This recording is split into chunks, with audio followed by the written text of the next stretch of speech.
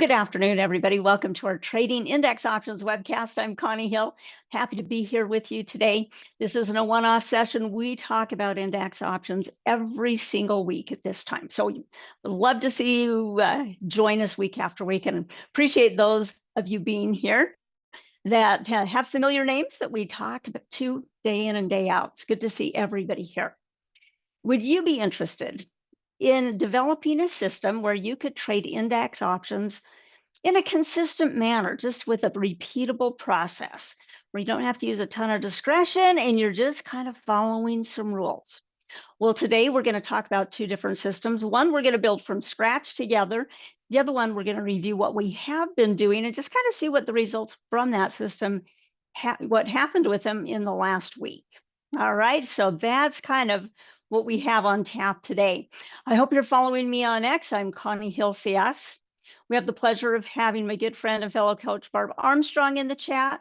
Barb is Barb Armstrong CS, and we'll post educational content out in our X account throughout the day. Things that maybe we notice, things that we think that you might find interesting because we found them interesting. We're going to share that information with you. So it's free, it's easy to follow along. Now let's go through our disclosures and I'll lay out our agenda. We've got a pretty full, decked out time for you here today. What we talk about is intended for informational and educational purposes only. Don't consider it a recommendation. Past performance is no guarantee of future results. We'll be using the Paper Money software application. It's what you download to your computer. It's the most robust version of Thinkorswim. In this particular class, we are trading primarily index options that are European style. European style options cannot be assigned early. American styled options can be assigned early, and you'll notice that that'll happen out in your live accounts, even though it doesn't happen in your paper account. When we talk about probabilities, keep in mind they're theoretical in nature and never guaranteed. Oops. We will be using technical analysis today. However, Schwab does not recommend the use solely of technical analysis, but use other investment research in addition to that. All right. I want to give you a real quick announcement of some upcoming webcasts of market drive events that you might be interested in attending live. They're free to you, being a Schwab client. You can even bring a friend with you, or I was going to say, or a loved one. We're going to be in Chicago, not this weekend, but the following, the 17th and 18th. That will be a workshop with technical analysis and options trading. So there's 2 days. You don't have to do both. You can do one or the other, or all of them. Dallas, we're going to have a market drive event August 1st. That'll be a one-day event on a Saturday. And then Orlando will be a workshop as well. It will be technical analysis and options. So if you can get to one of these places pretty easily, you will be glad that you did. And I'm going to recommend that you do so. And if you do, go say hi to Barb. Barb attends a lot of these events. And so go back and say hello to her. She'd love to meet you in person and just share some of these pictures. That's how we get to find out what you guys look like. When we see your names and you come to the workshop and you say, hey, I'm so-and-so, then we get to know who you are. So take advantage of that. Now, today, what I do want to focus on is building a repeatable process that can help you build some consistency. And it's not by using some special indicator or having real restrictive entry type rules. It's really just having a pattern that we can follow over and over again to help build that consistency. Now, we're going to head over to my paper money. We're going to take a look at some SPX trades that have gone on since our last time.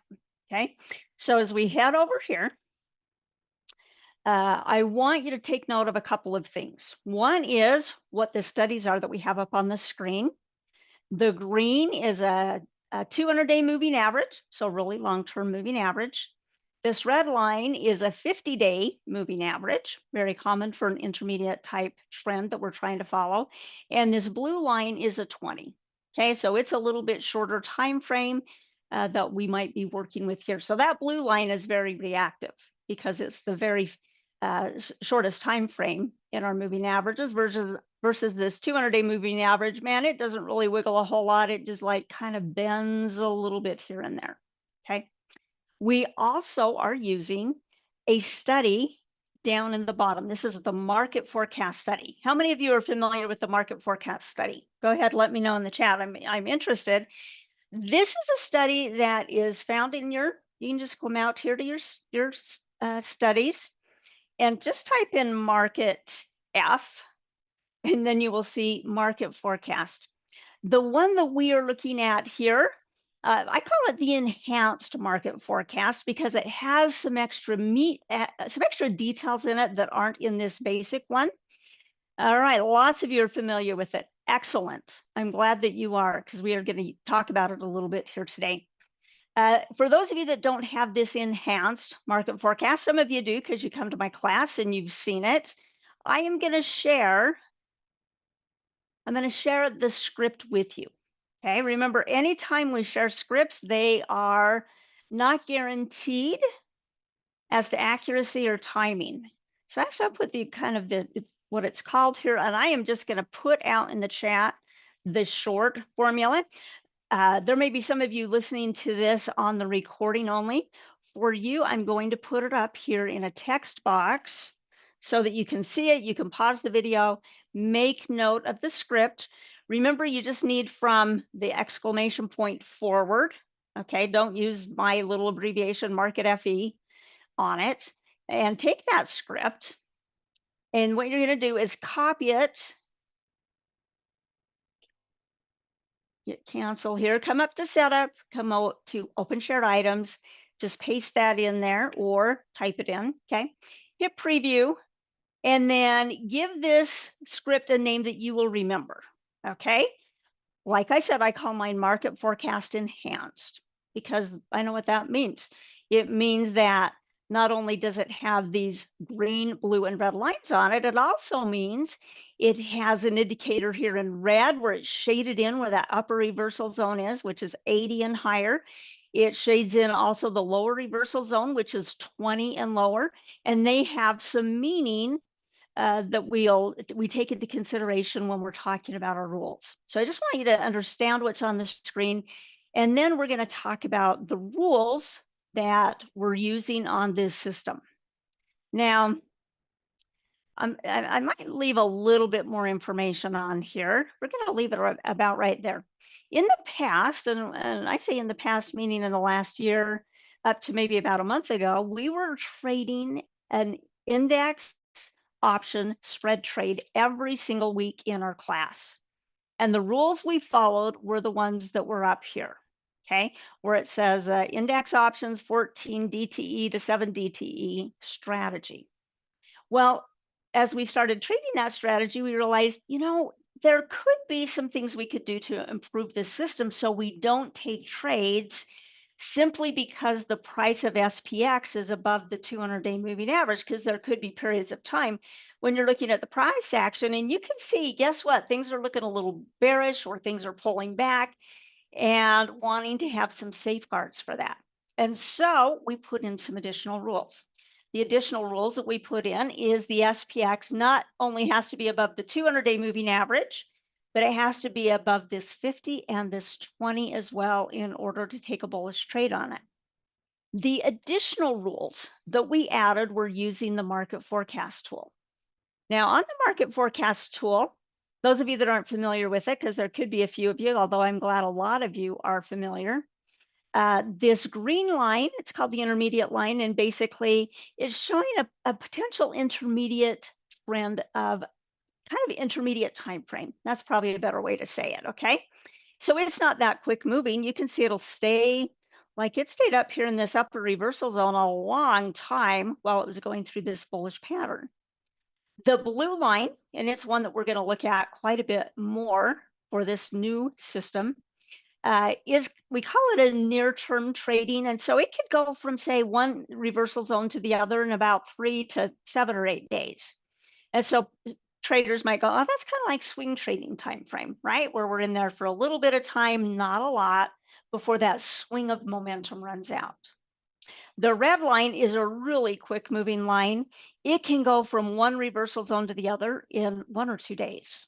Usually it's more on the lines of a couple of days than just actually one day, but there are instances when it goes from one to the other in one day. And so maybe somebody that's using intraday trading signals might really relate to that red line more readily. Well, in our class, we're going to focus on that blue near-term line.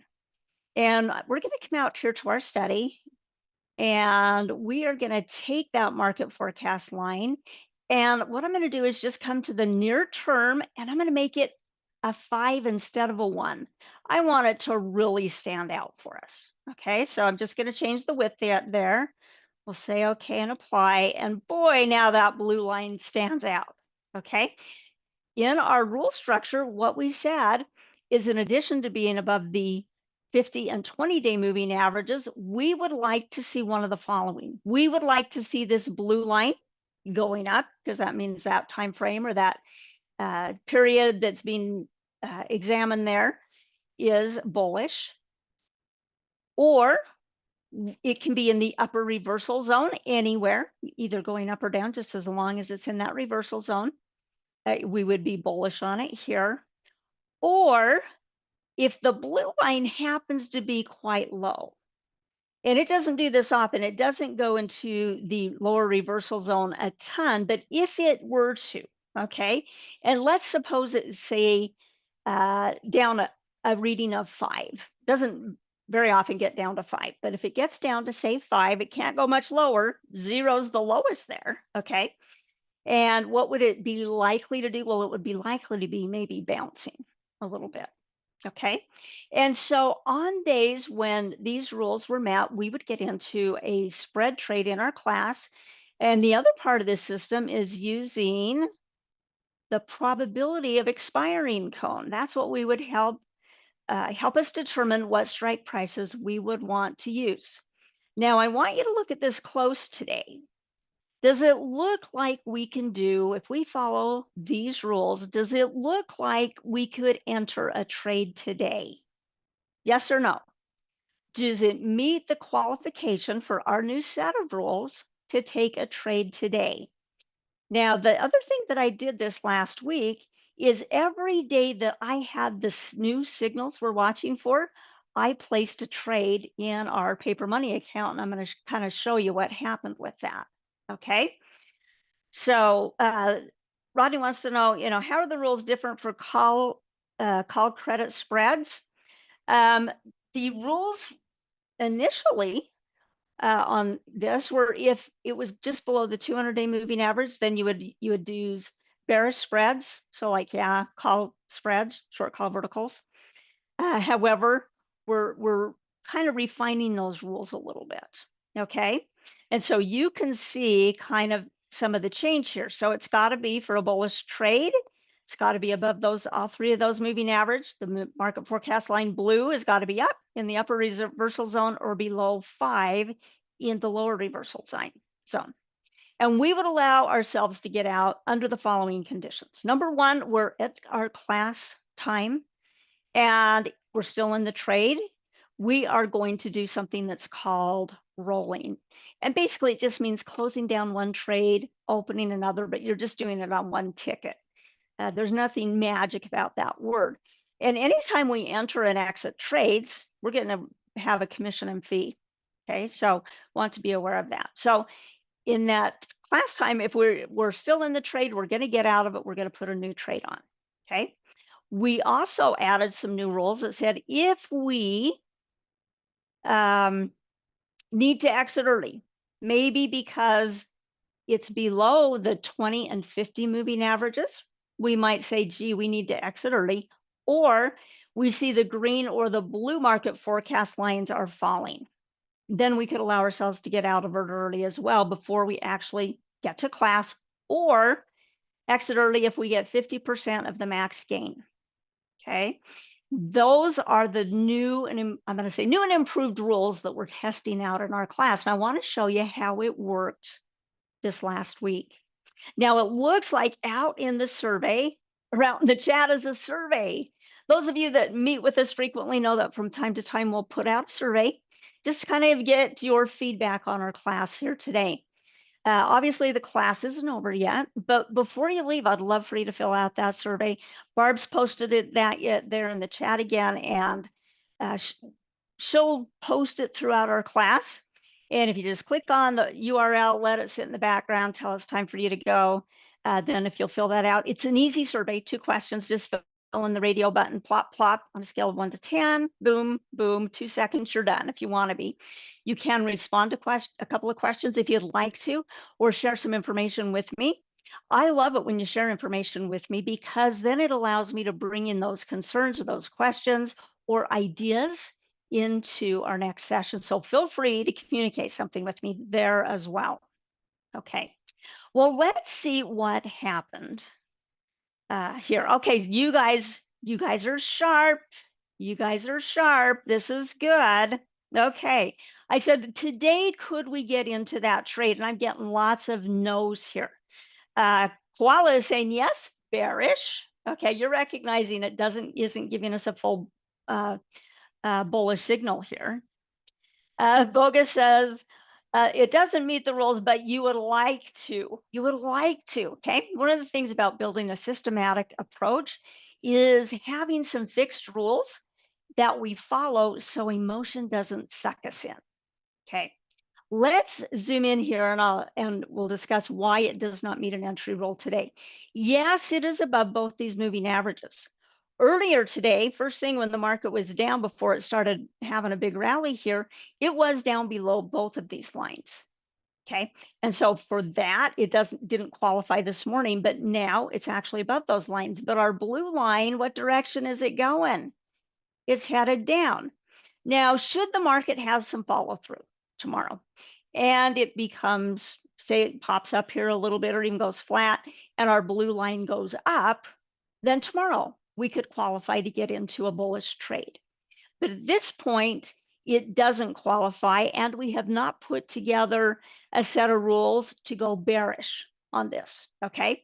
Hasn't really been very conducive to that so far. Okay, so it would not meet rules to go bearish simply because, one, we don't have them. But even if you said, maybe if you said because it's below both those moving averages and the blue line is headed down, if you wanted to make that a new set of entry for a bearish condition, you could. All right, so today it doesn't qualify. Well, during the past week, we had several days that it did qualify because our blue line up until today was heading up a little bit. There was a period of time when it was still in the upper reversal zone here. And then this day here, this was the 2nd of July. So this was last Thursday. I don't believe it qualified for an entry there, so we didn't do the trade on it. Okay, let's take a moment and show you, based on this new set of rules, what happened. Okay, we're going to go over to the account statement.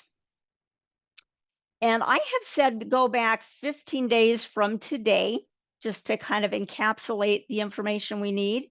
I have the order history open. We're going to refer more to the trade history here. And let me get it. Yeah, I'm going to get it on the screen where I have most of the information that I would like you to see. Okay. And I want to start with, I would like to start with June 30th, because that was the day before our last class. Oh, actually, let's start with our last class. That was July 1st. So what I'm going to do is I'm just going to kind of roll this down here so that we can start here. I'm going to pull out my marker tool here. And what I want to do is say, this is what happened with the trade. So trade number 1 that we did last week. In fact, I think I may have, the time here says, I may have traded this early before we got into our class. And I said, I won't do that anymore. Okay. We collected $1.60 on that spread. And that was the 72.75, 72.55 in a short put vertical, a bullish trade. Well, how long were we in that trade? Let's go find 72.75 in a order that's to close. Okay, here's our 72.75 and 72.55. Okay, this is where we got out. So I'm going to match those A trades together. And we got out when? The next day, July 2nd. What did we get out for? Well, it went and used our 50%. If we got 50% of our max gain, get out of the trade.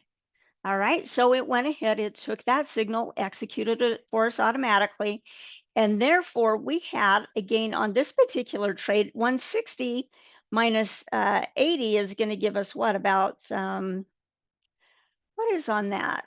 That is about, I don't want to turn this off. I guess about 80 cents, right? Because that would be about half the amount. So 80 here really is about $80. Okay.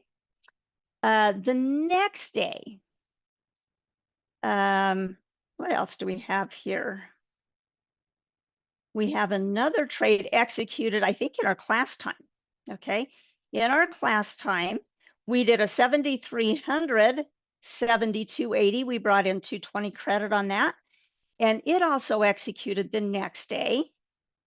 Very first thing in the morning, it executed, and we were able to buy our spread back on that one. I'm going to call this one B. I'll put the letter B over here, okay? We brought in 220, and it went ahead and let us buy it back for 90 cents. So on this one, we gained actually 130. Now, it isn't always that you're going to get a better fill than what you put in up here. This one actually was quite a bit of a better fill because we said we'd be happy to get out at 110. Okay, and it actually filled us a little bit better than that at 90 cents. Said, oh, we won't charge you so much to get out of the trade. A live market might not be as friendly with you. Okay, it might be really closer to what our order was that we put in. Okay, so we've got 130, we got 80. And then on July 6th, which was Monday, you'll see there was a gap. We didn't do trades on the 3rd. The market was closed. Maybe it must have met this rule because I went ahead and put this in on, okay, the 1st. Okay, that was our class day. Okay, come Monday, it met the conditions again. So we went ahead, we sold the spread again. We brought in $1.60. So I'm going to call this my D trade, A, B. Okay, this is C. Ooh, that's an ugly C. I can do a better C than that. Let's go C. 72.70, 72.50. We're typically doing a $20 wide spread. It met the conditions. We brought in $1.60, and that seems to be pretty common amount that we're bringing in with this particular system. And then the next day, on the 7th, yesterday, we were able to put it in again. This is going to be trade D. This one sold for $1.40, all right, which is a little bit less than the other, but that's okay. It ended up closing us out of both of those trades today by hitting at least 50% of our max gain. Okay, so this popped in pretty early this morning, and this one was, let's see, the 72.70 trade. So this was trade C. This was trade D.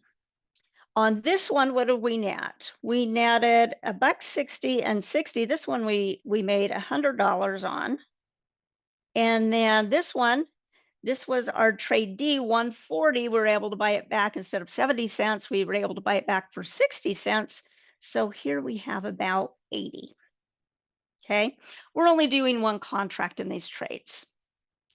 Now, let's add up the numbers, okay? Let me get my calculator out here and make sure I don't make any math errors, okay? If we make any math errors, I want you to let me know. All right, so we have, I'm going to add the two together, 80 and 100. I'm going to put in 180 plus another 80 plus another 130, okay? So that's about $390 if all my math is perfect there. When I added it earlier today, one of these I got at 90 cents instead of 80 cents. I made a math error on this particular one. I think that might be the one. That should really be a 90. Okay. In any case, $390, $400. And you're thinking, well, that's not that much money. You're right, it isn't in terms of maybe actual dollars, but if you could do this on a consistent basis and you could do it, say, every day, trading day of the week where the rules aligned with what we're looking for, yeah, you could see some possibly being able to maintain some consistency here. Okay.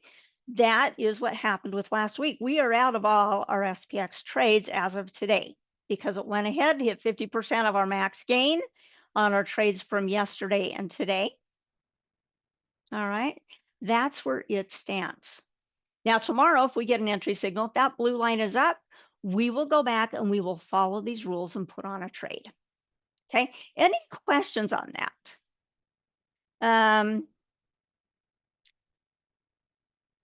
Let's see here. Somebody has a question. Are you using GTC orders to close these orders? When I put them in for a 50%, or the others are, we're going to be looking at the chart to determine if it meets an exit condition, but the 50%, yeah, good till cancel. Okay, so if it happens the day you put it in, great. If it doesn't happen until 5 days later, then it would execute 5 days later. Okay. You found in paper money, it's unreliable on SPX trades. First thing in the morning, I think it's related to overnight volatility. The first thing in the morning, prices are jumping around a lot. That's absolutely true in the live market as well as paper. They are bouncing around a little bit. And then after we get a few minutes under our belt, then they start to settle down a little bit. Okay. All right. Praker says, spread for 20 wide spread, only $2. Isn't it too low? You got to decide if it's too low, right? You can do your testing. We're just following a pattern. And if you want to use a different pattern, you can. Our strike selection was based on, let's go back to the chart here.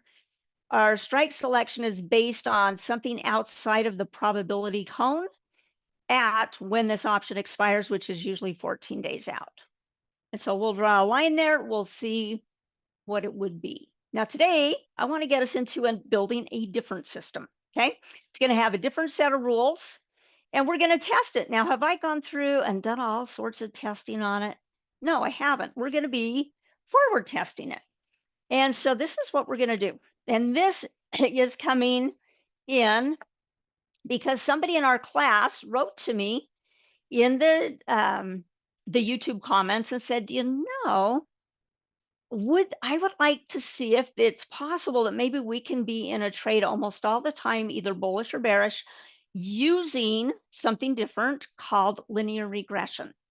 Okay, linear regression is not really a complicated thing, but we're going to add it to the chart, and I'm going to show you basically what it looks like, what it means, and then we'll talk about some rules we could develop to have entries and exits. Okay. All right. Let's see. Okay, before we move on, Mark has a question here. If you understand these new rules correctly, if SPX is greater than 20 and market forecast blue is in the upper reversal zone and falling, and the market forecast line green is also following, then entry and exit rules are active together. If the blue line is in the upper reversal zone, even though it might be falling, let's go back to the other chart, then if it's in that upper reversal zone like it was here, but it's falling, it's still in a bullish condition. So that's right. And then you have here, and the market forecast green is falling. Let's see, I don't know if we have an example of both of those together here. Yes, because we were saying here, if it can be an either or, okay, if it's below the 20 and the 50, or if maybe it hasn't got below the 50 yet, maybe it's only below the 20, but the green and blue lines are falling and the blue line's out of the upper reversal zone, yes, that would be made an exit condition as well. I think you're reading that right, Mark. Okay. All right. Your brain just exploded here. I'm sorry about that, Jay Richardson. Fortunately, these are recorded and you go back and look at it, right? Become a subscriber to our Trader Talks channel. And when you do, you can find our content really easily, okay? You can see our different playlists. You can go back and, well, on the day of the things are going on, you can see what's going on today. After our class today is going to be Stock Investing for Beginners. Scott Thompson does a great job with that class. And I know even though some of you that aren't beginners love going to that class because you're still picking up some of those nuggets that are helping you out, okay? Kind of see what's on tap for tomorrow as well, okay? You can go into our playlist, find Barb's class that she taught earlier today. Maybe there's a class she referenced you want to go back to, just helps you find the information. I will point out one thing real quickly here. We also have a section here called bite-sized content. And Barb and I'm going to highlight us because we're both here, just recently put in some short videos. So Barb's really been focusing on candlesticks. So she has what are the three white soldiers? That's a powerful pattern for candles. And then I just did one earlier today, got posted for how do traders find historical trends, and it's using that seasonality chart. That's what that's about. Okay, so lots of information for you. All right, let's head on back. And I'm going to come back to this blank screen here. And I want, let's see here. I really don't want YouTube behind it. So let me bring back this. And then we'll go to our chart. Okay, I've detached this chart, by the way, okay?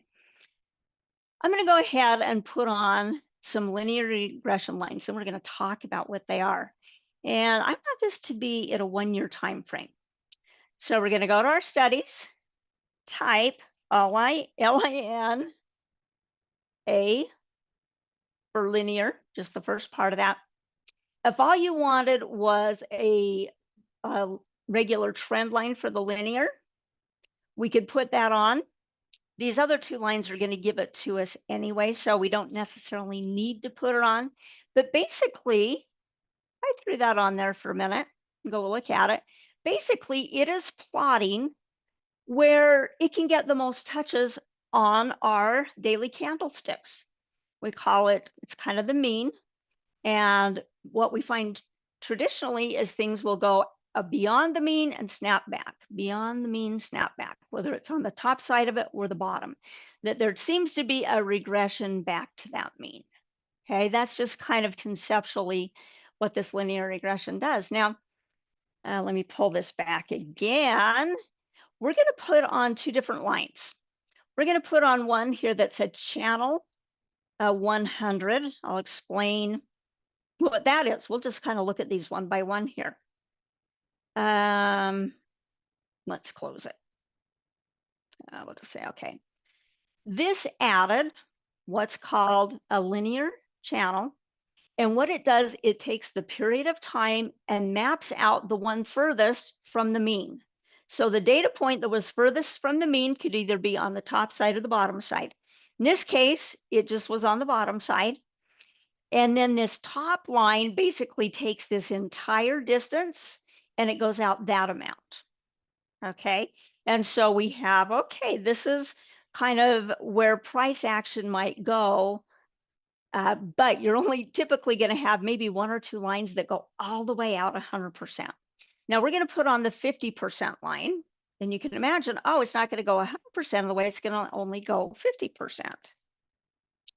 50%. So if I grab this linear regression channel 50, anytime you want to know about an indicator, study what it means, what it's about, right?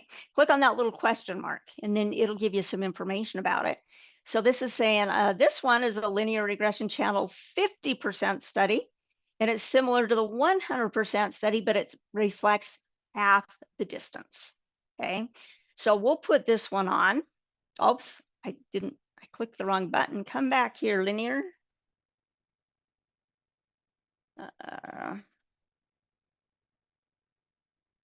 50. Let's go ahead and put it on.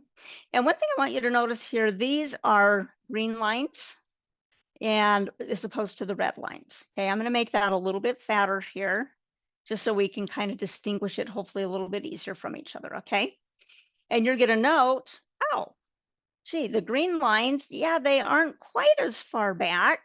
And that looks like maybe about 50% of the distance, just eyeballing it. Now, what I do want you to know is that linear regression line shows up in both the 50% line, the 100% line, and then on that initial line that we drew when it was the only one, the regression channel line, trend line. All right, that is this point here as well. All right, I think I need to move that one out of the way a little bit here. Okay, Now, what somebody chatted in, and I wished I maybe had written your name down and I didn't write your name down. Oh, I don't know. I don't think. If it came through on the survey, I don't know your name. Sorry. But whoever suggested this said, I've been learning about linear regression. And what if we could develop a system where maybe almost every day we can either be in or out on an index trade? Okay. So, principles here would be okay, how would we decide? Now, because the entire linear channel for this time frame is bullish, we're going to assume that we want to be in bullish trades unless we get a bearish signal. Okay, so rule number one, I'm going to copy this over. Actually, these are going to be the first couple of rules we'll talk through. And maybe I'll just copy all of this in here. And I'm going to kind of move things up because we've got some lines in here. So this is our linear regression strategy that we're developing here today. So number one, if the linear regression lines are headed up, we're looking to take a bullish trade. And you might want to have it either like initially on a 1-year chart or a 6-month chart, as opposed to say like a 1-month chart. Have it be for capturing a little bit of the trend. Okay. Now, because the SPX historically over time has been more bullish than it has been bearish, we're going to take the idea that, okay, as we have bearish signals or bullish signals, we're going to take them. Now, these lines, the linear regression lines, can act as support and resistance. Look how often that the SPX was just bouncing here at that middle regression line. This time it fell through it, but many times you can see it's just bouncing either on it or it hits it as resistance and rolls back down. Okay, so let's take the period of time we're in now. And I'm going to zoom in. We've got a bullish channel here. And let's talk about when we might consider doing a bullish trade and why. Okay, as this stock makes it through and is clearly on this side of the mean line, we might think we're going to look for bullish signals. So if we have a bullish candle, we're going to consider getting in on a bullish candle in a bullish area. And for the most part, unless we get a bearish signal, which we'll talk about, we would initiate bullish trades. Okay, and in our case, what we're going to do is short put verticals on the SPX. And we are going to target a 17 or 18 delta. When we get to the trade tab, we'll talk about that. But each stays that you don't have a reason to think it's bearish or short-term bearish or at resistance up here, then we're going to be taking a bullish trade. So we might be taking several bullish trades along here. Does one red candle ruin it? It's got to be a very bearish candle. What would be considered a very bearish candle? How about a bearish engulfing pattern? Now you're thinking, Barb, it would really be handy for me to go study those candlestick patterns you're teaching us, right? Bearish engulfing candle would be something like, I mean, this is a nice bearish candle, but we'd need it to be eclipsing the previous day. And actually it gapped down, okay? And it's not really eclipsing anything. In this case, it's actually stronger than a bearish engulfing candle, okay? But suppose you're at resistance and you get one bearish candle, you might think, maybe I want to do a short call vertical here, okay, for a short period of time. Some of you might go, I would want to see 2 red candles. That'd be fine. You could see if you have 2 bearish candles that look fairly strong, then you wait to take that bearish move. Or say it's up here right at the line and you get a strong bearish candle like this one here, this really strong bearish candle, you might say, well, it's at resistance. It's got that strong bearish candle. I'm just going to put it on and do the short call vertical, knowing that it's hopefully for just a short period of time. Okay. When would we decide, oh, that's not working out for us? Let's delete those lines, clean that up a little bit. I'm going to put on here a couple of more rules. I had put or copied over here. Well, let me move that a little bit so that let me make this bold. That will be easier to see if it's bold. Okay. We're going to take a bullish trade unless we have a bearish signal. What's a bearish signal? It's bouncing down off the linear regression line, whether it be the very top line.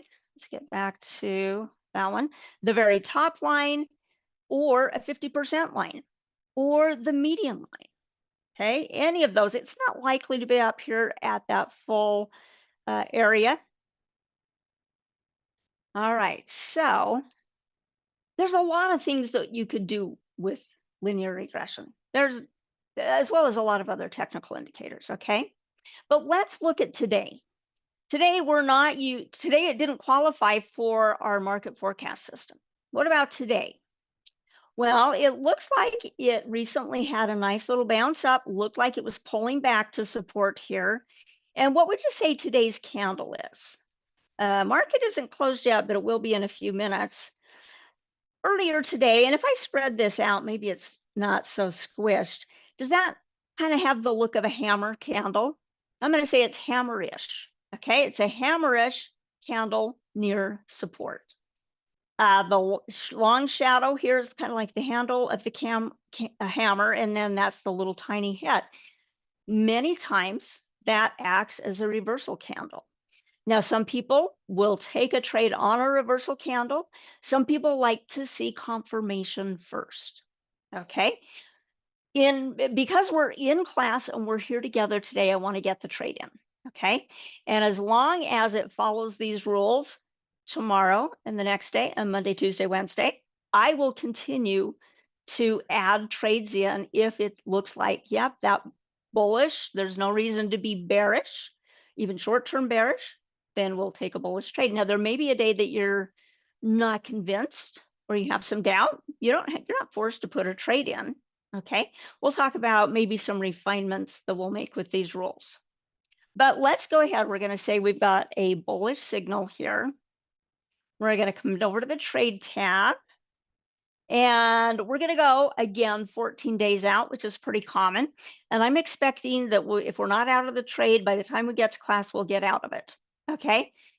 However, we'll have to see. Now, I said let's target a delta of 17 or 18 using 14 days to options expiration.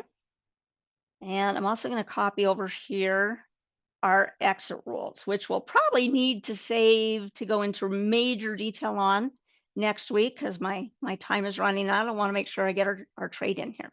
So we're 14 days out. That's a July 22nd expiration. I said, let's pick a 17 or 18 delta. So we've got a couple of choices here that we could choose. We'll go with the 17 delta. Let's go the 72.70. We're going to spread it out by $5 or $20. So we'll go 72.50 will be our hedge leg there. Okay. So here's our 17 delta. We're going to sell the vertical, a bullish short vertical. I should say a short vertical that's bullish. We'd be using puts. And let's change this to 72.50. All right, it's going to give us a credit here of 220, 215, something of that nature. I'm going to put in a 50% buyback order. Okay, so let's go first trigger sequential, create an opposite order. For our account, we're just going to, each time we do it, we're just going to do one contract. You could maybe do more in your account. And 50% of this, let's lock it in. Okay, let's lock it in at 210. So basically what 105, if this gets down to 105, that would be 50% less, would say go buy it back, would be happy. If it did that tomorrow, we'd be thrilled, right? We'll be happy campers. And then the other exit rules, we're going to have to monitor a little bit more manually.